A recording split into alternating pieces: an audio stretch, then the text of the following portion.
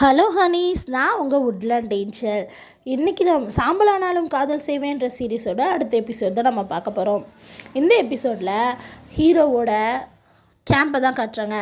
அந்த கேம்பில் பார்த்திங்கன்னா ஒரு வண்டி வந்து நிற்குது. அந்த வண்டியிலேருந்து அவசர அவசரமாக எல்லாம் இறங்கி வராங்க. பார்த்தா நம்ம ஹீரோ அந்த பேர்ட் குயின் தான் வேகமாக இறங்கி வராங்க. இறங்கி வந்துட்டு நம்மளோட அசிஸ்டண்ட் கிட்டே கேட்குறாங்க, ஹீரோட அசிஸ்டண்ட்டுக்கிட்ட, ஹீரோ எங்கே போனார், என்னாச்சு அப்படின்னு சொல்லிட்டு கத்துறாங்க. உடனே ஹீரோ சொல்கிறாங்க, அசிஸ்டண்ட் சொல்கிறாங்க, ஹீரோ எங்கே போனாருன்னு தெரில, திடீர்னு அவரை காணோம் அப்படின்னு சொல்கிறாங்க. அவர் கூட போனவங்களாம் அடிபட்டு கிடக்குறாங்க, என்னாச்சுன்னு தெரியல அப்படின்னு சொல்லும்போது ரிப்போர்ட் வருது.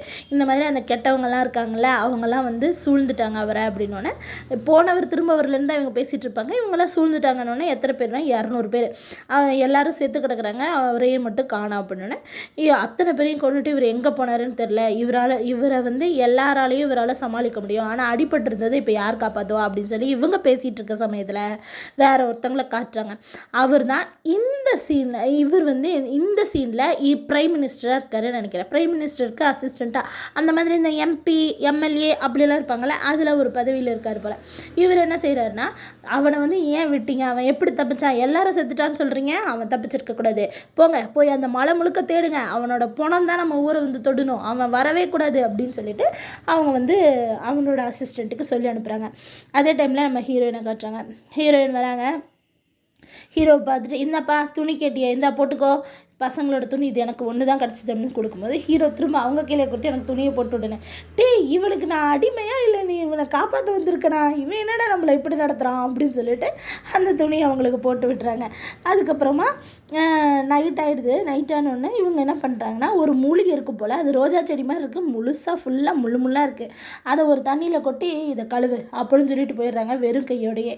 அவங்க வந்துட்டு அவரும் அதை கழுவுறாரு. அப்போ வந்து ஹீரோயின் நினைக்கிறாங்க, அப்பாடா இந்த மூலிகை கழுவுறதுக்கு எனக்கு ஒரு ஆள் கிடச்சிருச்சே அப்படின்னு சொல்லிட்டு போகிறாங்க. அவர் கையெல்லாம் காயமாயிருது. கழுவி முடிச்சுட்டு வந்து பார்த்தா அந்த இடத்துல ஹீரோயின் கட்டில் படுத்து தூங்க ஆரம்பிச்சிட்டாங்க. புக்கை மூஞ்சில் படிச்சுட்டு வந்துட்டு அப்படியே தூங்கியிருப்பாங்க போல், முகத்தை மூடி இருக்காங்க. இங்கே வந்து பார்த்தா டேபிள் மேலே ஒரு பேப்பரும் அது மேலே ஒரு மருந்தும் இருக்குது. இந்த மருந்து நீ போட்டுக்கோ, அது சரியாயிடும் அப்படின்னு சொல்லிட்டு. உடனே இவர் இதை பார்த்துட்டு நேராக இங்கே ஹீரோயின்ட்ட வர்றாரு. அவங்க போட்டிருந்த புக்கை எடுக்கிறாரு. எடுத்து கீழே வச்சுட்டு ஹீரோயினோட முகத்தை பார்க்கலான்னு கையை வைக்கிறாரு. அதுக்கப்புறமா ஒரு ஜென்டில்மேனாக இருக்கிறவங்க யாருமே அந்த மாதிரி பண்ண மாட்டாங்க, அவங்களுக்காக எப்போ தோணுதோ அப்போவே அவங்க காட்டுட்டோம் அப்படின்னு சொல்லிட்டு இவர் பாட்டுக்கு வந்துடுறாரு. வந்து அந்த ஆயில்மெண்ட்டை எடுத்து கையில் போட்டுட்டு படுத்து தூங்கிட்டுறாரு. அதுக்கப்புறம் தான் ஹீரோயினை காட்டுறாங்க. ஹீரோயின் தூங்கலப்பா, முழிச்சிட்டு தான் இருக்காங்க. அவங்க பார்த்துட்டு இவன் நல்லவனாக தான் இருக்கான், நம்ம சொன்னதெல்லாம் கரெக்டாக செய்கிறான். இப்போ எத்தனையோ பேர் இப்போ வந்து ஒரு பொண்ணு தனியாக தூங்கி இருந்துச்சுன்னா யார் என் மூஞ்சை பார்க்கணுன்னு ஆசைப்படுவாங்க, ஆனால் இவங்க வந்து அப்படி செய்யலை அப்படின்னு சொல்லும்போதே இவங்களோட கேர்ஸ் இருக்குல்ல, அந்த இடத்துல அப்படியே பிளிங்க் ஆகிற மாதிரியும் இவங்களுக்கு நெஞ்சு வலிக்கிற மாதிரியும் நம்மளுக்கு காட்டுறாங்க.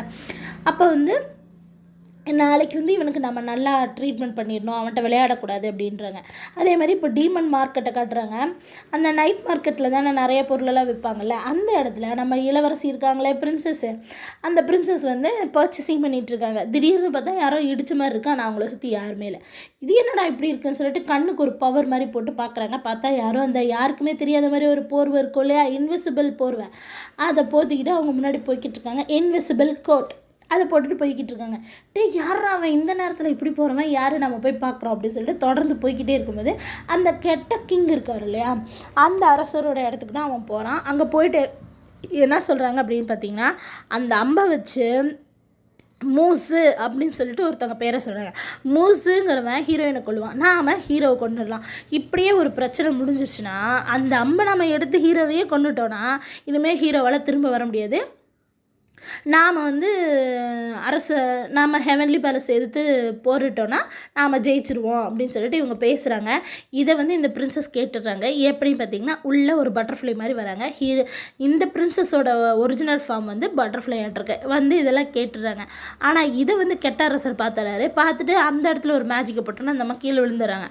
விழுந்தோடனே இவங்க ஓடலான்னு பார்க்கும்போது அந்த இடத்துல ஒரு மேஜிக்கை போட்டு கதவையும் லாக் பண்ணிவிட்டு அவங்கள கொல்லலான்னு வரும்போது அவங்க தப்பிச்சு ஓடிடுறாங்க. ஓடினோடனே அரசர்கிட்ட சொல்லுங்கள், பிரின்சஸை காணோன்னு சொல்லுங்கள் அப்படின்ற மாதிரி சொல்கிறாங்க. அப்புறம் வந்துட்டு நீ எப்போ பாரு என் பிரச்சனையில் வந்து என் விஷயத்தில் தலையிடுறேன்னு சொல்லிட்டு கோவமாக இருக்காங்க. இங்கே ஹெவன்லி பேலஸை காட்டுறாங்க. பார்த்தா நம்ம டெஸ்டினி விளையாடும், மூன் விளையாடும், கண்ணாமூச்சி விளையாண்டுட்டு இருக்காங்க. அதாவது எப்படின்னா கண்ணை கட்டிட்டு அந்த அம்பு விடுவாங்கள்ல, அந்த மாதிரி இவங்க வந்து அவங்களோட ஹேப்பினை மூன் லார்டோட தலையில் ஒரு அவர் வச்சுருப்பார்ல த்ரெட்டு, அதை வச்சுட்டு அதை குத்தி விளையாண்டுக்கிட்டு இருக்காங்க. இப்படியே கொஞ்ச நேரம் விளையாண்டுட்டு அதை பிச்சு போட்டெல்லாம் விளையாண்டுட்டு இருக்காங்க. இவங்க 2 பேருக்குள்ளே ஒரு லவ் வர மாதிரி நம்மளுக்கு காட்டுறாங்க. இது ஒரு குட்டி ரொமான்ஸ் அங்கே ஓடிட்டு இருக்க சமயத்தில் நம்ம செகண்ட் ஹீரோவோட அசிஸ்டண்ட் இருக்காங்க இல்லையா, அவங்க அந்த பக்கம் வராங்க. வந்துட்டு அவங்களுக்கு ஒரு இன்விடேஷன் மாதிரி சொல்கிறாங்க. என்ன அப்படின்னு பார்த்தீங்கன்னா, இவங்க அப்பாவுக்கு இன்றைக்கி பிறந்தநாளாம். அவரும் ஒரு ஜெனரல் மாதிரி தான், அதாவது ஹெவன்லி பேலஸ்க்கு ஒரு முக்கியமான ஜெனரல் மாதிரி. அவருக்கு இன்றைக்கி பிறந்தநாள், நீங்கள்லாம் வரணும் அப்படின்னு சொன்னோன்னா சரி ஆனால் நீ பார்க்க ரொம்ப அழகாக இருக்க அப்படின்னு சொல்லிட்டு இந்த பொண்ணுக்கு எப்போ ப்ளெயினாக தான் அவங்க ட்ரெஸ் பண்ணியிருப்பாங்க. இந்த பொண்ணுக்கு வந்து நம்மளுடைய ஹீரோயினுக்கு செஞ்ச மாதிரி ஒயிட் கலர்லேயும் ரெட் கலர்லேயும் ட்ரெஸ்ஸை மாற்றி விட்டுறாங்க. அப்போ வந்து இவளை கொண்டு வந்து கண்ணாடி முன்னாடி நிற்க வச்சு, நீ எவ்வளோ அழகாக இருக்க பாரு, நீ ஏன் இவ்வளோ ப்ளைனாக ட்ரெஸ் போட்டிருக்கேன்னு சொல்லிட்டு மூனி மோட்டல் சொல்லிட்டு இருக்கும்போது டெஸ்டினி மோட்டலும் இருந்துட்டு அவங்க கூட இருக்கிறனால தான் இவள் இப்படி ப்ளைனாக ட்ரெஸ் பண்ணியிருக்கா அப்படின்னு சொல்லி செகண்ட் ஹீரோவை சொல்லிக்கிட்டு இருக்காங்க. இந்த சமயத்தில் இந்த அசிஸ்டண்ட்டோட மைண்டில் என்ன ஓடுதுன்னா, ஹீரோயின் கிட்ட போய் கேட்டாங்க பார்த்தீங்களா ஒரு தடவை, நீங்கள் வந்து மூன்லாடு வந்து 2வது கல்யாணம் பண்ணிக்கிட்டு என்ன செய்வீங்கன்னு, அதை யோசிச்சு பார்த்துட்டு சிரிக்கிறாங்க. நீ போய் இந்த த்ரெட்டை கொண்டு போய் நீ வந்து மூனி மோட்டலில் இது நம்மளுடைய நைட்டி மோட்டலுக்கு கூட அவனுக்கு ஒன்று பிடிச்சிரும் அப்படின்னு சொல்லிட்டு இவர் கொடுத்து விடுறாரு. அவங்களும் அதை வாங்கிக்கிறாங்க. இங்கே நம்மளுடைய ஹீரோவை காட்டுறாங்க மோட்டல் வேர்ல்டில். அங்கே பார்த்திங்கன்னா ஹீரோ தூங்கிட்டு இருக்காரு. அந்த சமயத்தில் அவருக்கு காது கேட்குது, வெளியெல்லாம் அப்படியே சலன்னு. உடனே இவருக்கு ஆஹா காது கேட்குதே அப்படின்னு சொல்லிட்டு இவர் திரும்பி பார்க்கும்போது திடீர்னு ஹீரோயின் கத்துறாங்க. என்னாச்சு அப்படின்னு சொல்லி கேட்குறாரு. என்னால் பேசவும் முடியுது அப்படின்னு சொல்லிட்டு ஷாக் ஆகுறாரு. அப்புறமா எந்திரிச்சு வெளியே வந்து பார்த்தா ஹீரோயின் வந்து அந்த வலிக்கி விட்டு கீழே வந்துட்டாங்களாம். அவங்க கையில் அந்த மூலிகையெல்லாம் கீழே கொட்டிருச்சு. அதை எடுக்கலான் போது அதெல்லாம் கையில் குத்துது. ஹீரோ இருந்துட்டு அதை எடுத்து சரியெல்லாம் பண்ணி விட்டுறாரு அவர் கையை. உடனே அவர் கையை வாங்கிட்டு, நான் உனக்கு மருந்து தேடுறதுக்கு போனேன், இந்த மாதிரி கீழே கொட்டிச்சு, நான் அடிக்கடி இப்படி தான் உழுவேன், நீ உள்ளே போப்பா நானே பார்த்துக்கிறேன் அப்படிங்கிறாரு. ஆனால் இவருக்கு காதையை கேட்காத மாதிரி இவர் நடிக்கிறாரு. உடனே உள்ளே வந்துடுறாரு. உள்ளே வந்தோடனே ஹீரோயின் வந்து மருந்து கொடுக்குறாங்க. அந்த மருந்தை கொண்டு போய் அந்த ஒரு இடத்துல ஊற்றிடுறாரு. ஏன்னா இவர் தான் காது கேட்க முடிஞ்சிருச்சு, அதுக்கப்புறம் இதுக்கு மருந்து அப்படின்னு சொல்லிட்டு. அப்புறம் ஹீரோயின் வந்து கேட்குறாங்க, உன் பேர் என்னன்னு கேட்குறாங்க ஹீரோயினை பார்த்து. ஹீரோயின் இருந்துட்டு அவங்க பேரை சொல்ல மாட்டேங்கிறாங்க. அதாவது பேரை வாயால் சொல்லிடுறாங்க, உனக்கு தான் காது கேட்காதேன்ட்டு. ஆனால் எழுதும்போது எனக்கெல்லாம் பேர் இல்லை அப்படின்னு சொல்லிட்டு எழுதி வைக்கிறாங்க. உடனே வந்துட்டு உனக்கு உண்மையாலுமே காது கேட்கலையா அப்படின்னு சொல்லி கேட்குறாங்க.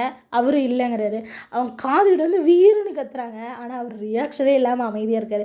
இதை பார்த்தோன்னே ஹீரோ இருந்துட்டு, ஐயோ நம்ம எத்தனை மருந்து கொடுத்துமே நம்மளுக்கு காது கேட்கலையா அப்படின்னோடனே இவர் அப்போ தான் காதையவே தேய்ச்சி விட்டுறாரு. கடவுளே தயவு செஞ்சு இவனுக்கு காது கேட்டணும், அதே மாதிரி இவனுக்கு நல்ல புத்தி கொடு, இனிமேல் அவன் க்ரைம் எல்லாம் பண்ணக்கூடாது, நல்ல பையனாக இருக்கணும் அப்படின்னு சொல்கிறாங்க. கேட்டிருப்பாங்கல்ல அது யாருன்னு சொல்லிட்டு, நீ எங்கேருந்து வந்தேன்னு. அப்போ தான் இவர் சொல்லியிருப்பார்ல, இந்த மாதிரி நான் ஒரு டீம்லேருந்து வந்திருப்பேன் அப்படின்னு சொல்லிட்டு. அப்போ கூட அவங்க கோச்சிட்டெல்லாம் உட்காந்துக்குவாங்க. அப்போ ஹீரோயின் கூட சொல்லுவாங்க, இவனுக்கு என்னடா நிமிஷத்துக்கு நிமிஷம் மூடே மாறிடுது அப்படின்னு சொல்லிட்டு.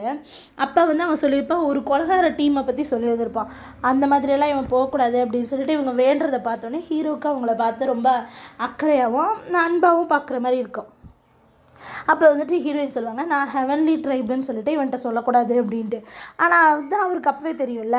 அப்புறம் ஏன் நீ எப்போ பாரு இந்த முகத்தில் இப்படி கட்டியிருக்க அப்படின்னு சொல்லி கேட்கும்போது, நான் ரொம்ப அழகாக இருக்கேன் அப்படின்னு சொல்லிட்டு அவன் மனசு சொல்லிடுவான். ஆனால் ஹீரோ பார்த்துட்டு அமைதியாகவே இருப்பார். ஆனால் அப்புறம் வந்து இதில் எழுதும்போது நான் ரொம்ப அசிங்கமாக இருக்கேன், அதனால தான் அதை போட்டிருக்கேன் அப்படின்னு சொல்லிட்டு அவர் சொல்லுவாங்க. அப்புறம் நீ ஏன் என்னையை காப்பாற்றின, நான் தான் கெட்டவனாச்சு அப்படின்ற மாதிரி கேட்கும்போது ஹீரோயின் சொல்லுவாங்க, உங்கள் அம்மா ஒன்று அழகாக பேத்து வச்சுருக்காங்க, அதுதான் முக்கியம் அப்படின்வாங்க. இவர் அதை சொல்லாதேன்னு சொல்லிகிட்டே தான் சொல்லுவார். ஆனால் அது கரெக்டாக ஹீரோயின் சொல்லிவிடுவாங்க. ஆனால் இங்கே நைட்டி மோட்டலை காட்டுறாங்க. நைட்டி மோட்டல்கிட்ட அந்த பீஸ்ட் வருது. வந்து என்ன சொல்லுதுன்னா, அவர்கிட்ட வந்து அன்பா அப்படி கொஞ்சுது. அப்போ தான் அவர் சொல்கிறாங்க, உன்னை நீயும் வந்து ஹீரோயினை மிஸ் பண்ணுறது தானே அப்படின்னு சொல்லிட்டு. அவங்க பேசிகிட்டு இருக்கும்போது நம்மளோட அசிஸ்டண்ட் வராங்க. அதாவது செகண்ட் ஹீரோவோட அசிஸ்டண்ட்டு. அவங்க வரும்போது அழகான ட்ரெஸ் போட்டிருக்கிறத பார்த்து எனக்கு இந்த கலரே பிடிக்கல அப்படிங்கிறாரு. அப்புறம் அவங்க மாற்றிடுறாங்க. அப்போ வந்துட்டு அந்த ரெட் த்ரெட் அவங்ககிட்ட கொடுக்குறாங்க. இன்றைக்கி எங்கள் அப்பாவுக்கு பிறந்தநாள், அதனால தான் நான் இந்த ட்ரெஸ் போட்டேன் அப்படின்ட்டு இந்த ரெட் த்ரெட்டை கொடுக்க வரும்போது, இதெல்லாம் எதுக்கு நீ என்கிட்ட கொடுக்குற, சரி கொடு, நானே இவர்கிட்ட கொண்டு போய் கொடுத்துட்றேன் மூன்லாட்டை அப்படின்னு சொல்கிறாங்க. உடனே வந்துட்டு நீங்கள் சோகமாக இருக்கிறது எனக்கு பிடிக்கல, என்னை வேணால் நீங்கள் திட்டிருங்க, எனக்கு அதுவே சந்தோஷமாக இருக்குது அப்படின்னு சொல்லிட்டு அழுதுகிட்டே போகிறாங்க. உடனே இந்த மூன்லாடுக்கிட்ட தான் இந்த திருட்டை கொடுக்கணுமே, அதை கொடுக்க வந்தால் நம்ம நல்ல நேரம் நம்ம ஹீரோவும் ஹீரோயினும் இங்கே என்ன பண்ணிக்கிட்டு இருக்காங்க, மோட்டல் வேர்ல்டில் என்ன பண்ணுறாங்கன்ட்டு ஹெவன்லி பேலஸ்லேருந்து பார்த்துட்ருக்காரு அந்த மூன்லாடு. இதை வந்து நம்ம செகண்ட் ஹீரோ பார்த்துட்றாங்க. அந்த சீனில் அதுவும் கரெக்டாக என்ன நடக்குது அப்படின்னு பார்த்தீங்கன்னா, ஹீரோவும் ஹீரோயினும் அந்த ரூமில் இருக்காங்க. அப்போ வந்து ஹீரோயினும் இவங்களை பயமுறுத்தினாவது அவர் கத்திடுவாருன்னு சொல்லிட்டு ஒரு பூரானை எடுத்துகிட்டு வந்து கொண்டு வந்து காட்டுறாங்க.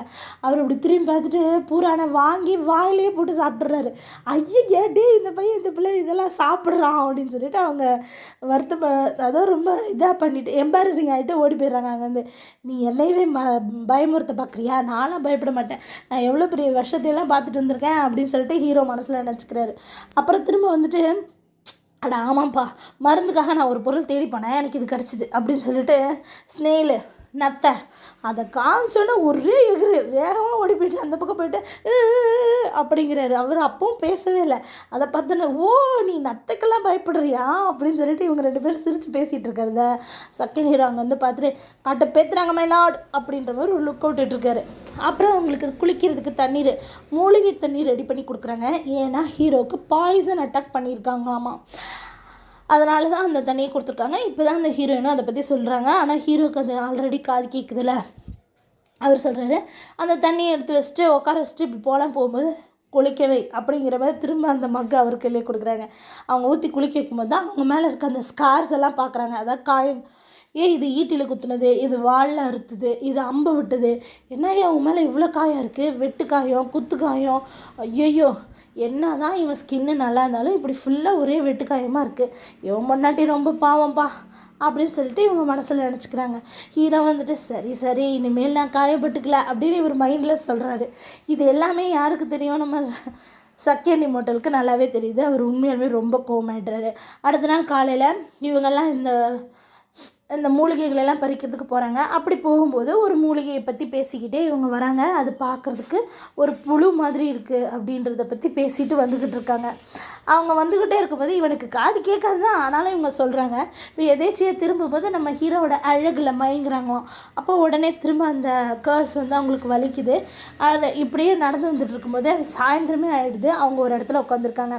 அவங்க வந்து அந்த விதைகளெல்லாம் ஒரு அந்த மருந்து இப்போ பறிச்சுட்டு வந்தாங்கள்ல, அந்த மருந்து எல்லாம் கொண்டு வந்து ஒரு இடத்துல அடுக்கி வச்சுட்டு அது மேலே அந்த பொடியெல்லாம் போட்டு பற்ற வச்சுட்டு உட்காந்துருக்காங்க. அப்போ இவங்க 2 பேரும் இருட்டில் உட்காந்துருக்கும் போது ஹீரோ அந்த பேப்பரை எடுத்து கேட்குறாரு, உனக்கு தனியாக இருக்கிறதுக்கு போர் அடிக்கலையா, பயமா இல்லையா அப்படின்னு சொல்லிட்டு. இப்போ ஹீரோயின் எழுதுகிறாங்க, நான் வந்து ஏன் பயப்படணும், ஏன் தனியாக இருக்கணும்னு நினைக்கணும், எல்லார் கூடயுமே அவங்களோட நிழல் துணைக்கிருக்கு அப்படின்னு நினச்சிட்டு ஹீரோ பக்கத்தில் திரும்பி உட்காடுறாங்க.